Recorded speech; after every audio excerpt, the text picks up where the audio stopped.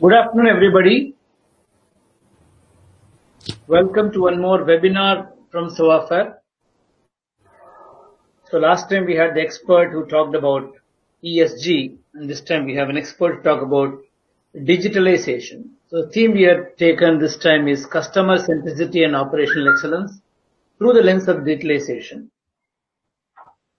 And we have been trying to bring in topics and concepts which will be relevant and appropriate for industry. Going forward, post the pandemic, post the lockdown opening, and post all this abnormalities is speaking up right now.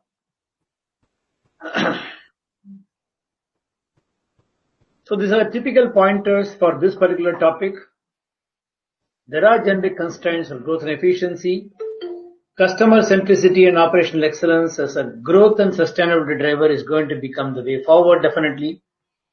And with all this social distancing and remote working, digitalization for customer centricity and operational excellence has to essentially take a front seat. And what kind of tools which will be actually going to impact this? And what organizations should approach, how they should approach this to undertake the journey of transformation through digitalization. And we have with us Mr. Suhas Bakshi. Suhas Bakshi, in fact, our relationship dates back nearly around 12 years now, 12, 15 years now. He has been in leadership position, CEO position in multiple organizations, always trying something new every time. And now he is an independent director on the board of Praj Industries, a leader in bioenergy. He was the CEO of Konecranes, Dimag, and he was in Thermax India earlier. An alumnus of NIT Nagpur and IIM Ahmedabad, and HBS with leadership experience of 32 years in manufacturing software sectors. Very quickly, before I hand over the screen to Mr. Suhas, quick protocols, please keep your audio muted. For the full screen view, click the three dots at the right bottom, change the layout and choose the spotlight. You can type your questions in the chat box. At the end of the 45 minutes to 15 minutes presentation by Mr. Suhas, we'll have 15 minutes for Q&A.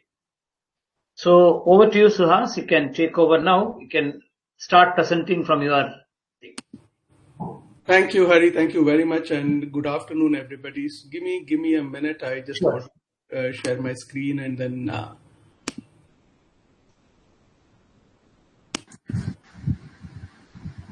so let me know once you're able to see my screen. We are able to see. Are you able to see the screen? Yes. Okay. So the screen here is titled Creating Value Through Customer-Centric Digitalization. Almost everything that Hari talked about in the introductory remarks and several discussions that I've had with him in the recent past have been around this subject. So I'm really, really happy to talk about this on a forum which is a Saviofair forum where every now and then they seem to be bringing out discussions on some very interesting topics. Thank you very much, Hari, for this opportunity, and would love to take this discussion forward with people who have more interest on the subject even after today's session. So what I'm going to spend some time on today is to look at what makes organizations successful and what sustains that success.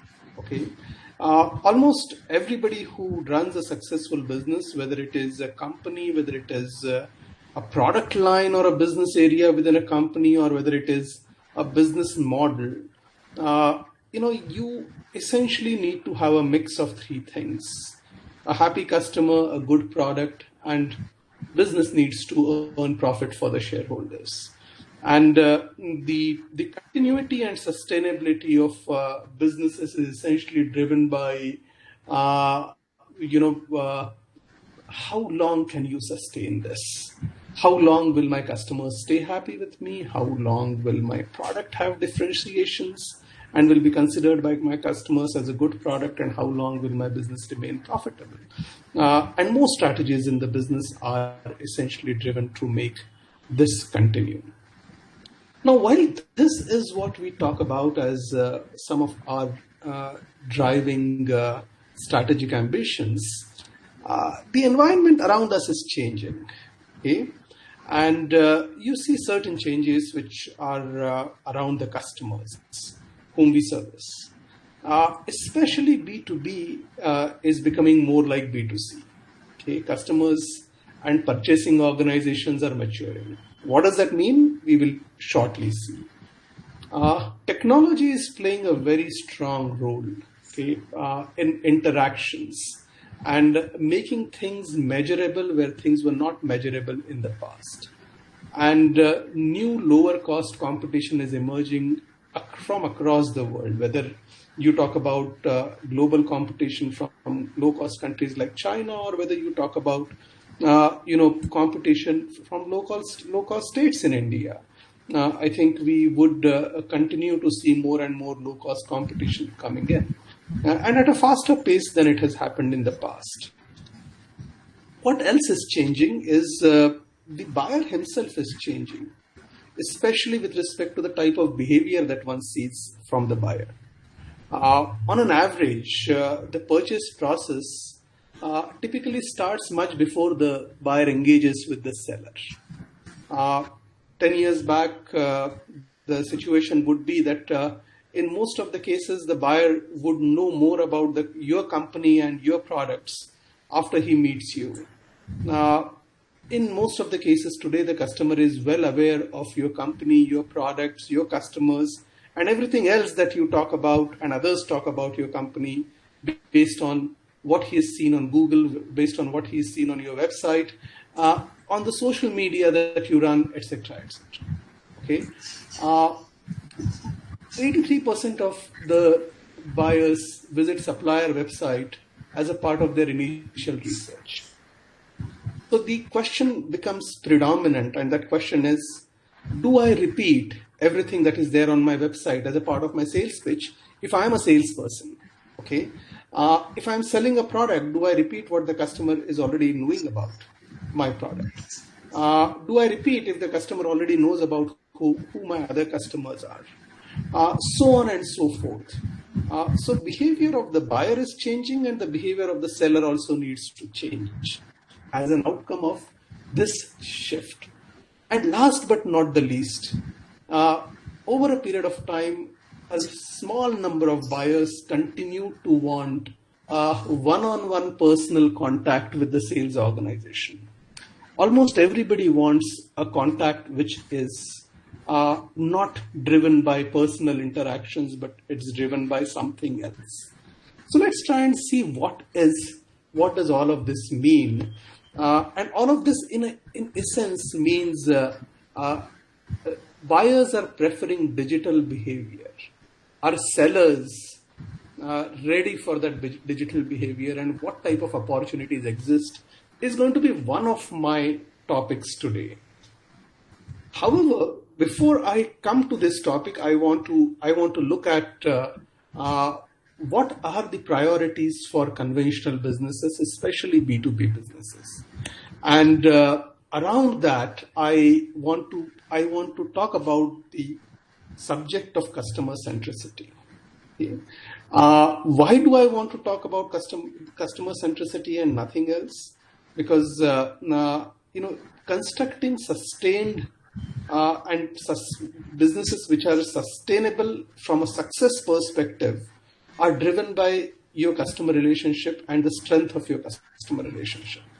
So how well are you investing in the customer relationship? What does that customer relationship mean for you is an interesting topic to be talked about. And in that context, I want to talk about two specific areas. Number one, do you know your customer? Okay, almost every company talks about know your customer process. But here I want to talk a little more about what does know your customer mean. Okay, and second, I also want to talk about how do you create value for your customer. After talking about these two things, I would go back to the digitalization toolkit and how do you use digitalization toolkit for, number one, knowing your customer better, and number two, creating better value for the customer. So let's look at the customer and what do you know about the customer. Okay. Almost everybody, who is in the frontline organization, whether it is sales, whether it is project management, whether it is services, would claim to know the customer very well. People will brag about customer relationship. People will brag about the strength of that customer relationship. And if they're not bragging about it, they would be confident about things. And if they're not bragging and if they're not confident, then there is probably something wrong, is what rest of the world will say. But when you say know your customer, what do you really mean? And to me, knowing the customer means, do I know my customer's buying behavior? Okay. This is the key to knowing the customer. Yes, it's extremely important to know the people, the hierarchy, the decision makers, who buys what, etc., etc. It's extremely important to know what their past is, so on and so forth. But in the end, what do we want to know? We want to know customers' buying behavior. And I essentially split the customer's buying behavior into two blocks. Does the customer display transaction buying behavior, or does the customer display a relationship buying behavior? Transaction buying behavior is essentially a behavior where the customer is in the market for buying the cheapest. So the customer is always looking for a deal. And when the customer is looking for a deal, his behavior is extremely different and from somebody who is seeking relationship, who's seeking solution. Okay. So do you know what your customer is and who your customer is from a point of view of the buying behavior that the customer displays? And how do you actually know the nuances of the buying behavior? It's probably one of the biggest mantras of success in B2B organizations and also in B2C organizations. Okay? And I want to show you this chart primarily for B2B organizations. How do I understand customers' preferences and decide whether he is actually a value seeker, a value buyer, or a spot buyer or a transaction buyer? Okay. I would look at the strength of a relationship from a point of view of customers' past decisions. What's the extent of price sensitivity that the customer shows in the past decisions that the customer has taken, not only with your organization, but with respect to other things that the customer has bought. So, for example, if I want to go and sell to a household a centralized air conditioning system, I would probably also look at what are the other devices and other gadgets that the household has bought before defining what solution do I want to give to the buyer. I would look at the value that my solution would give to the buyer from a point of view of criticality of the application that he's going to use for, the urgency of his need, extent of customization that he is demanding. Is there a unique proposition that I can create for the customer? I would study the competitive intensity and extent of price competition which is present. I would study the extent of risk which is existing on both technical and commercial side, and convert all of this into data points. Now, why is it extremely important to convert all of this into data points? Is accumulation of these data points is what over a period of time results in your organization's intelligence to take right decisions as far as this customer is concerned and as far as this segment of customers is concerned. And this is where digital starts touching conventional strategy. A good salesperson, a good sales manager does all of this and takes decisions which are based on his interpretation of what's happening in this circle. And most of the times the decisions turn out to be right. But what does not happen is this does not become organization's information. This does not become organization's intelligence. And that way we probably lose out on organization's ability to make a difference going forward. Taking a step further, how do I use all of this for the purpose of creating value for the customer? which means value to the customer and which means value for my organization. Host of questions. And I think this is where digital starts helping. This is where, things like what is important for the customer starts coming out.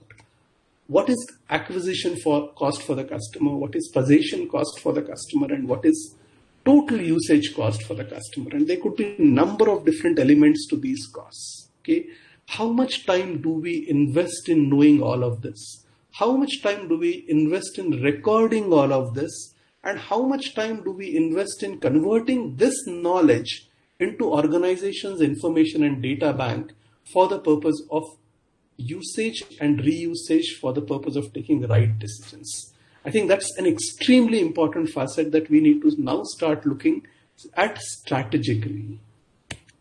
Going forward, how do I translate all of this data and information into value delivery for the customer?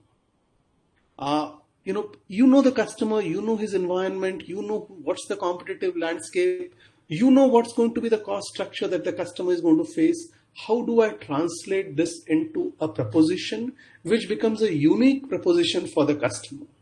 And how do I use this unique proposition for the purpose of driving price benefit to my organization? Okay. How do I get these data points? How do I convert these data points?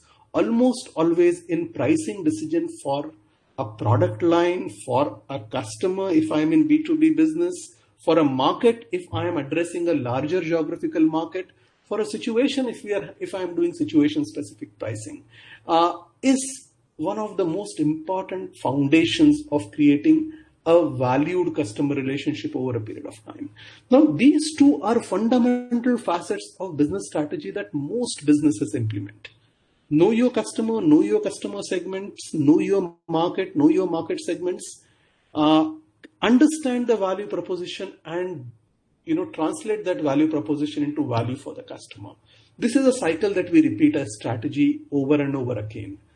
Where do and how do digital tools play a role in helping you create a much sharper strategy when it comes to customer centric behavior?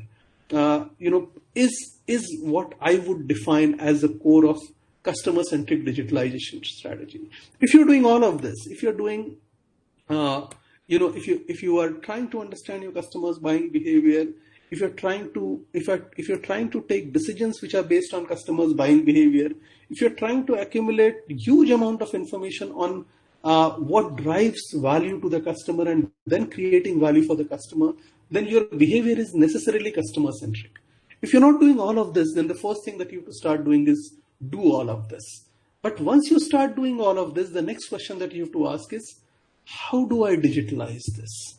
How do I use digital tools for the purpose of repeating this over and over again so that I remain successful and my organization continues to create a sustained value for the customer? Is probably an important topic when it comes to strategy for digitalization. So today I am going to talk about this customer centricity or customer centric strategy through digitalization lens. And towards that, I'm going to be using some tools, or I'm going to be talking about some tools. The first tool that I would like to talk about is digital marketing. There are a number of digital marketing tools available in the market, and a lot of companies, especially B2C companies, have implemented tools like Marketo by Adobe, for the purpose of implementing the entire digital marketing process, starting from prospect insights to analytics, using mobile, email, digital ads, social media, web, predictive content, to make sure that a sharper, more intelligent and well-directed communication strategy is implemented and is repeated over and over again. What I have seen is that modern tools are typically absent when it comes to B2B businesses. B2B businesses tend to be more dependent on conventional marketing. It tends to be more driven by a combination of marketing and sales which has been working for last few decades.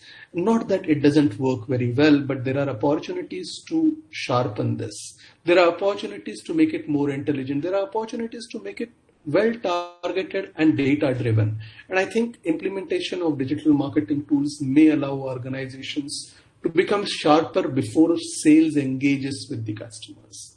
The second tool, which in my opinion is important, is providing what I would call as buyer enablement experience. Now, what is buyer enablement? And I do believe that buyer enablement is something which is going to help sellers fight the battle against commoditization. Now, what is battle against commoditization? First and foremost, every customer that you go to, one thing that you would hear is, well, I love your product, good product, excellent brand, but you are very expensive. I can't afford you. There is XYZ ABC, which gives at a price which is 30% lower than yours. And so what is the customer telling you? The customer is essentially telling you, well, while I want to tell you that you are a good product, others are also equally good. There is no product differentiation existing. And because there is no product differentiation existing, I am going to buy the cheapest. So the customer is essentially telling you in this case that he is a transaction buyer. He does not seek any value. He doesn't see any value. And hence he is going for the lowest.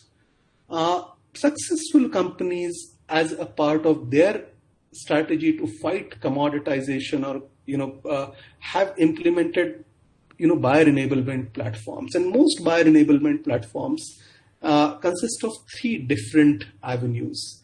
The first avenue is product configurator or a choice platform. You allow your customer to figure out what is best for him. You allow your customer to compare. You allow your customer, it's a little bit like what automotive companies have done very well. It allows you to completely explore all technical features.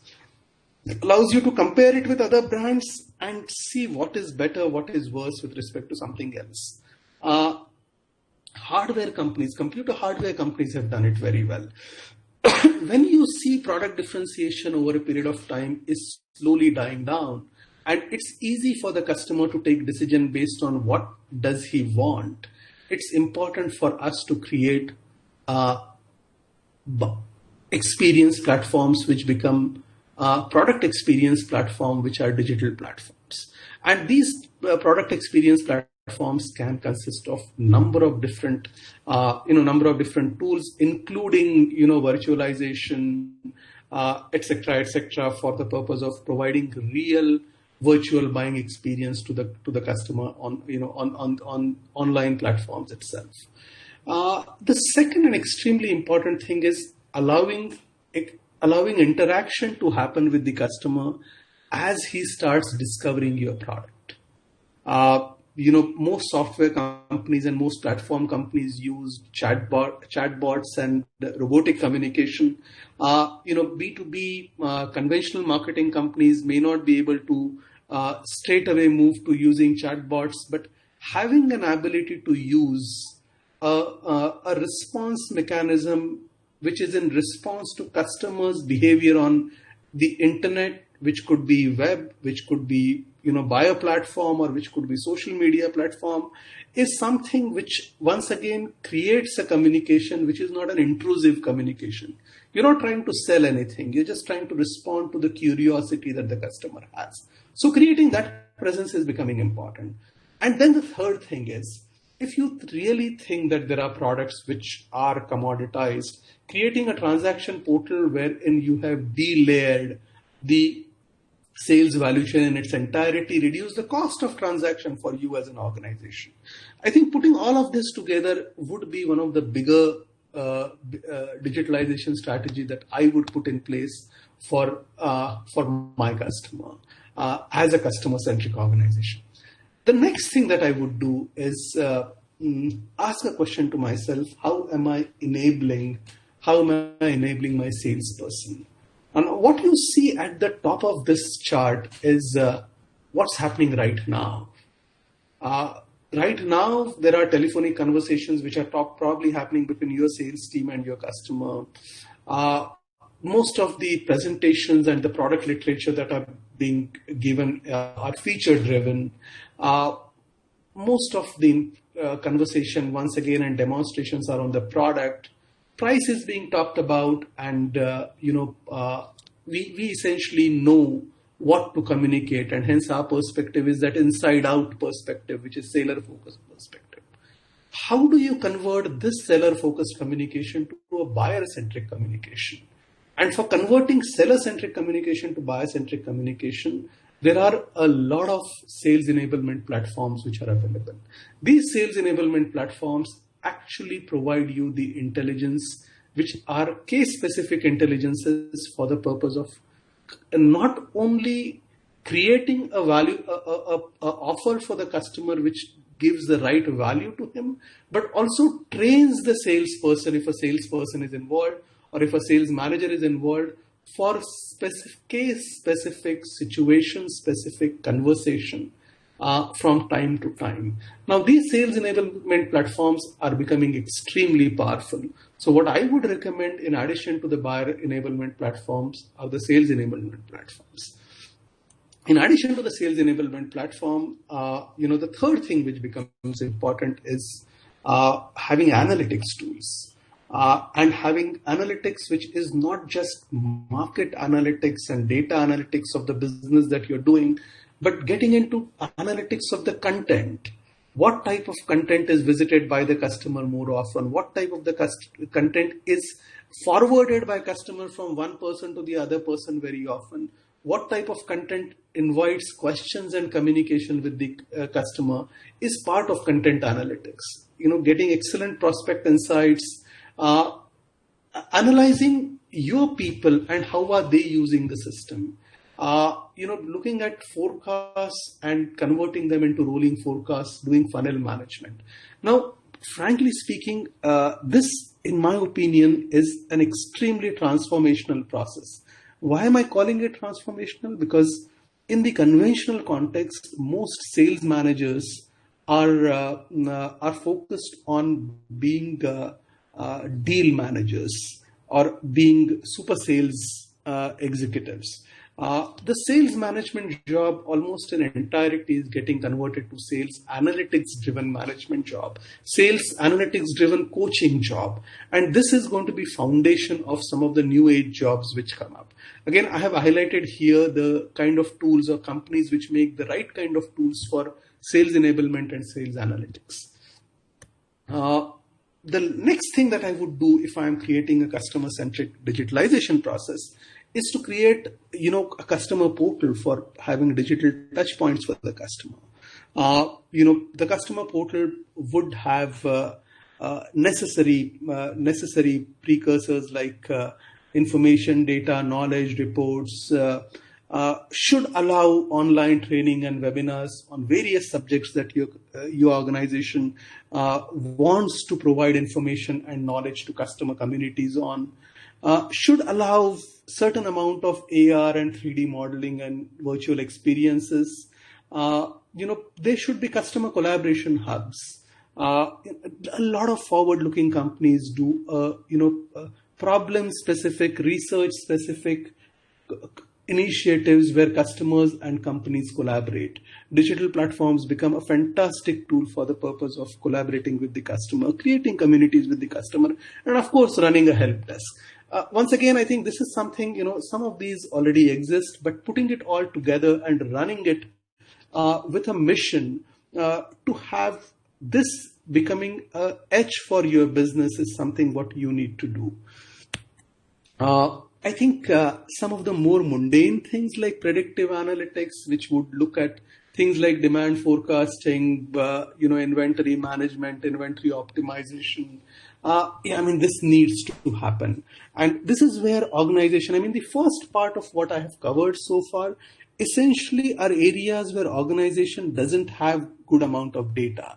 So right type of CRM systems and other systems need to come in place so that data is available. But SAPs of the world have already generated for you a huge amount of data to get into predictive analytics around your supply chains. So I think the next set of tools that I would definitely recommend are tools around predictive analytics. Data-driven quality management. How do we make sure that quality management is essentially, AI and data-driven and not really driven by inspection and written down processes? Once again, great tools are available. I wouldn't say easy to implement. It means a huge mindset change if some of these tools have to be implemented.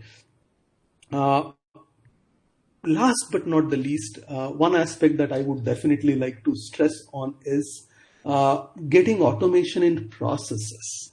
And why am I stressing on automation in processes and not just automation on the shop floor or automation, in factories, is because a huge amount of white collar waste happens in processes that we run as managers and we run as leaders. Because we are part of these processes, somewhere down the line, the change has been tough. Process automation to reduce the clutter, process automation to make processes leaner, process automation to make sure that wastage is removed, process automation to continuously keep on improving processes is what should be the mantra. Once again, good number of tools are available. So I think to me, digitalization would essentially mean these tools. I would look at process automation. I would look at data-driven quality management. I would look at predictive analytics, things that leads to operational excellence. And these three tools to me are extremely important to drive operational excellence. But in addition to that, I would drive customer centricity through digital touch points. I would have my sales manager becoming more of a sales analyst and a sales coach. Once again, using the right kind of tools. I would have my frontline sales team using a sales enablement platform to become sharper and smarter. I would provide a buyer engagement platform, a buyer enablement platform, and I would essentially be running a digital marketing system. If I am able to do even, one of this at a time and over a period of time undertake projects which has all of this in place for my organization, then I would say we have truly created a customer-centric ecosystem. But what does a customer-centric ecosystem lead to? I think it leads to probably a need where you say that I need to undertake an exercise which is more of a transformative exercise. And what does that involve? It involves your people. It involves people who run the system. And these people who run the system, they need to change. They need to change their outlook. They need to change the way they do things, not just the processes, but the spirit behind the processes. So most of the digital tool implementation, unlike the ERP implementation, is about getting people to transform their mindset.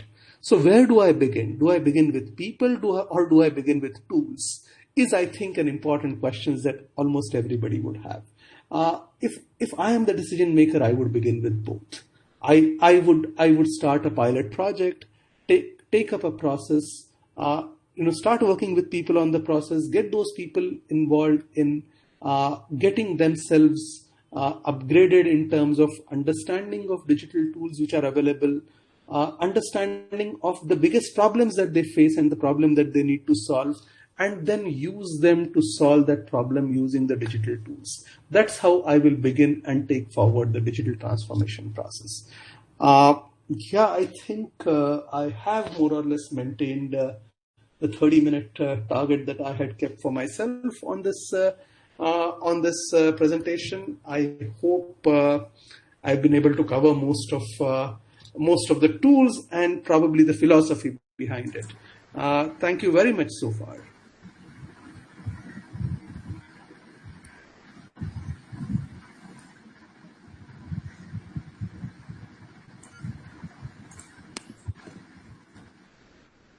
Hi, Hari, am I still audible and are you still able to see my presentation?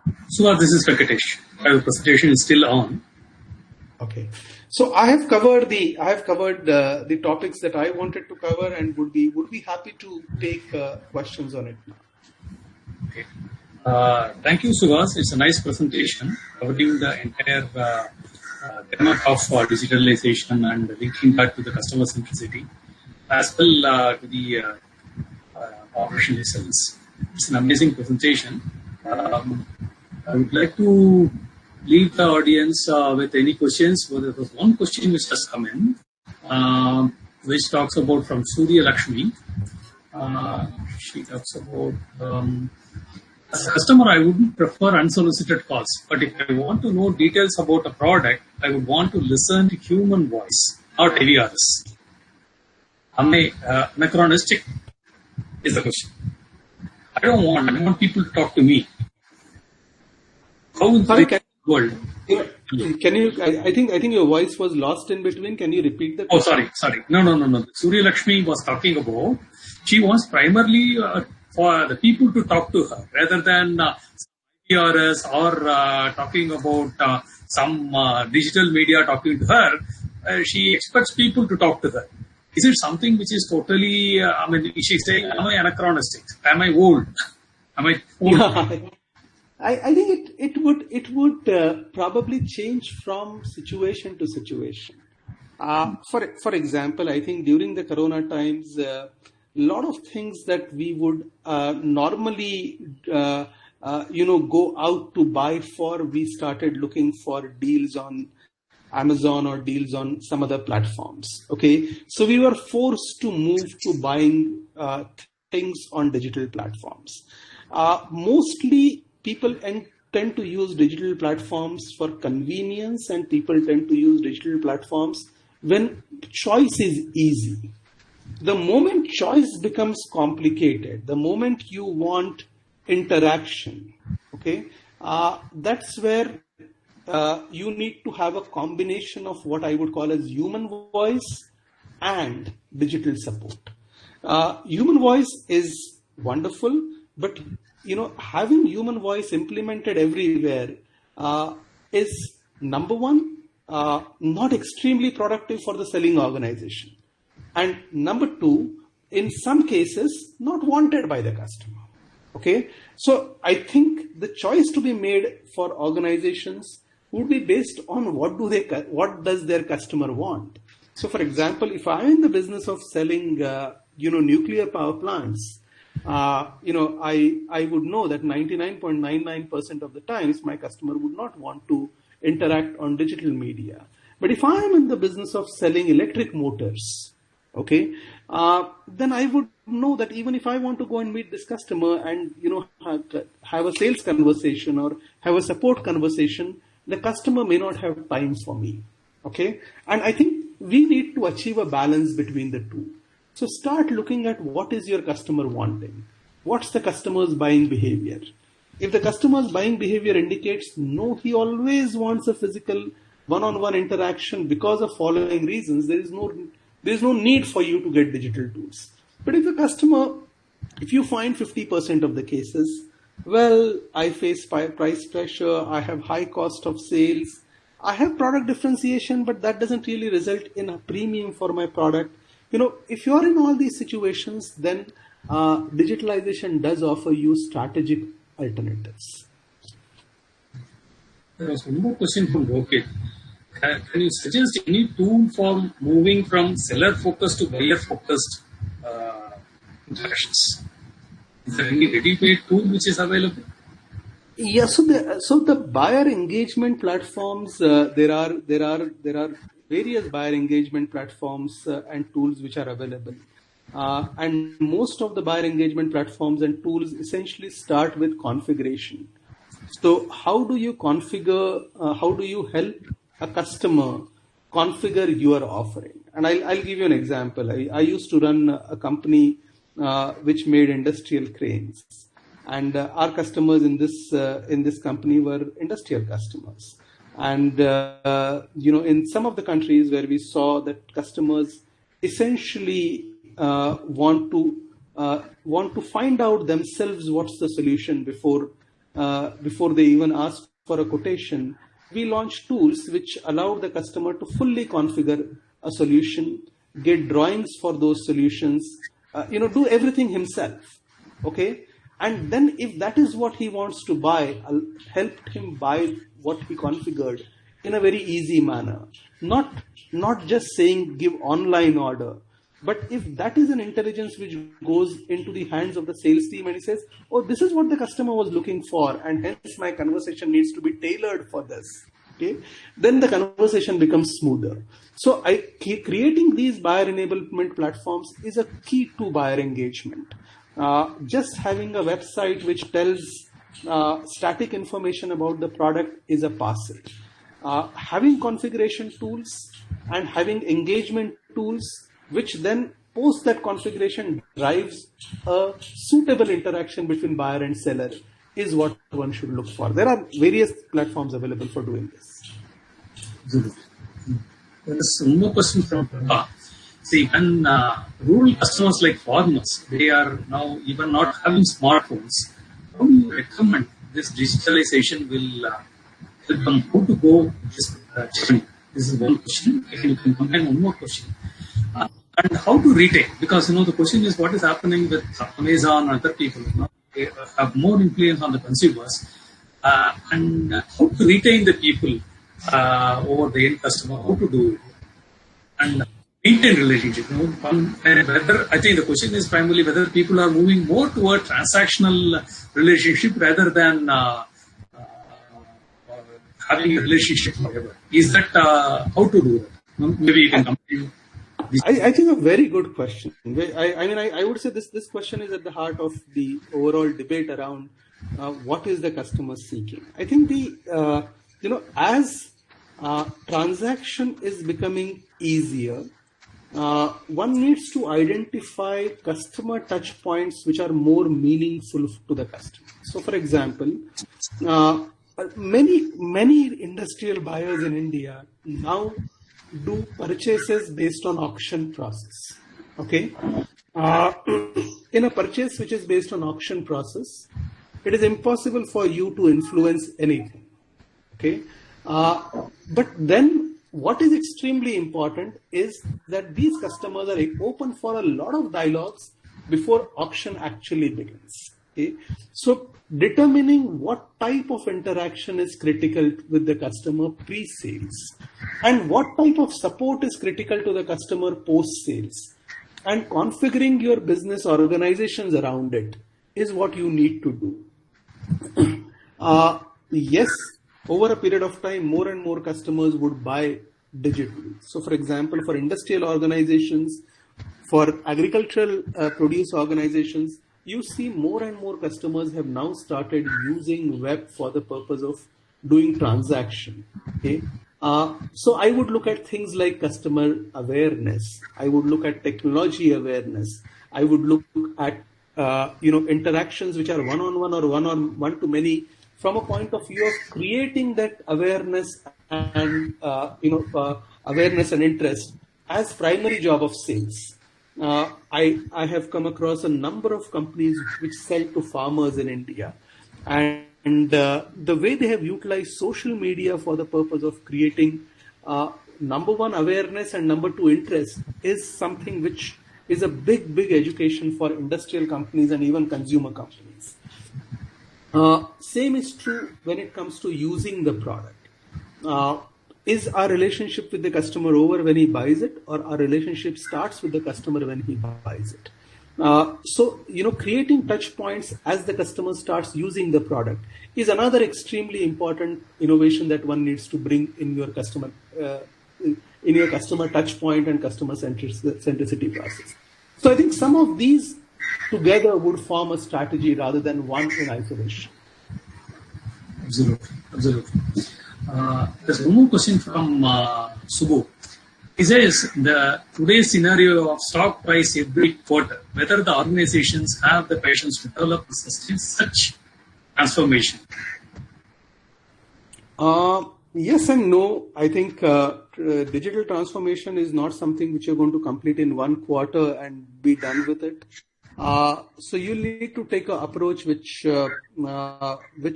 is what in typical technology term would be called an approach in sprints. You run a sprint every quarter, decide, if you've got a long-term plan, which is a 3-year plan, break that plan into a quarterly plan, and then move from quarter to quarter I would say is the implementation methodology. But if the decision is going to be stopped at the end of next quarter, is going to be tough on people to commit to something like this. So I think organizations have to make a choice, and the organizations have to make a choice of either considering digitalization as a fad or considering digitalization as a transformative process. If you think digitalization is a transformative process, you need to know reasons why it is transformative. And if those reasons are strategic enough for you, if those reasons result in clear gains for you as a company, and if there's a way to have a proof of concept, then I would tie that in. Look, don't do digitalization because everybody is doing it. Try and understand why should you do it. If you understood why should you do it, try and articulate the gains from it. Try and convert that into KPIs. Once you have got those KPIs in place, then undertake a project and run it like any commercial project. That's the way to implement it. Not because others are doing it and not, it will, everything which is strategic and long-term need not just be pie in the sky. It can be converted into something which is here and now and month to month, quarter to quarter. So that is where, managers' ability to tailor this to an organization would come in. Absolutely. See, Anvay has one question. He is into B2B sales, which is highly technical product with which he is dealing with. Says it will be very difficult for me to put it on the web and all. How to manage that? How digital tool will help? So I think there is the first thing that I would do is I would probably question that belief, saying that it is very difficult. Because if it is complex, if it is tough, then let us start articulating why is it complex, why is it tough. Okay, and if we start articulating that, it will lead to a journey which tells us to separate what is complex from what is not complex. Okay, so in your sales process, in your customer communication process, there would be certain things which are mundane and certain things which are complex. So try and look at what is mundane first and say, are there solutions which can be implemented for the purpose of me not spending time on mundane and focusing time only on what is complex. Okay, that could be the start. And as you undertake that journey, you would realize that what is complex, it could be probably 10% of what you do, not 100% of what you do. Rohit has got another question, which you have partially answered. What he says is, fine, what we were talking about, buyers, behaving like a relationship buyers and slowly moving towards a category of transaction behavior. Yes, you said, but how to handle this? When people move to transactional behavior attitude, then how to retain them, how to convert them back to relationship buyer is a challenge. That's what his question, Rohit's question is. A fundamental question once again. I think you need to, so most organizations in that situation, I have realized, end up pushing their sales teams and end up pushing their, frontline teams to somehow sell the value. And the customer doesn't buy the value. Okay. In some cases, time has come to really question, is it worth pushing that value if the customer does not realize the value? Now, when do you accept that your product is a commodity? Okay, and commodity is not a bad word. Okay, there is a beautiful case study that I came across of a company which is subsidiary of Dow Chemicals, who converted this commoditization opportunity into a gain for themselves. They said, okay, if there is a cheaper alternative available and the cheaper alternative is indeed as good as what we do, then we have a task. And our task is we have to be the lowest cost organization. And if we are the lowest cost organization, can I beat the commoditizers at their own game? Okay. So they changed the sales value chain. They said, okay, and this is a real world example. And for those who are interested, I can pass on the case study. They created a digital platform and they said, okay, this is where you will be able to buy at the lowest price, but with the following conditions. And that condition essentially made sure that if the customer buys, he buys as standardized lots, as standardized products, without involvement of the sales teams, without involvement of dealers, etc., etc. They were able to reduce their cost substantially and they could become a lowest cost company. So agreeing to the fact that your product has commoditized results in you reducing your overall capital allocation and effort allocation to that product area. And when you do that, you may actually be in a position to sell it cheaper. So I would say it all depends on, do you really believe that your product is commoditized? And if it is, then what's the solution? If you think it is not, then probably the solution could be something else. Absolutely. Suhas, if you can share your email ID so that people can contact you for any further help, that would be great. Certainly, yes. Venkatesh, I would definitely share. You can put that on the chat box so that people can note down and be in touch with you. I'll do that. So that will be a great help. I think no more questions. Suhas will share his email ID. So any one of you interested in contacting him, you can contact him and get to know further things. Thank you, Suhas. It's an amazing session. Thank you very much. It was a pleasure.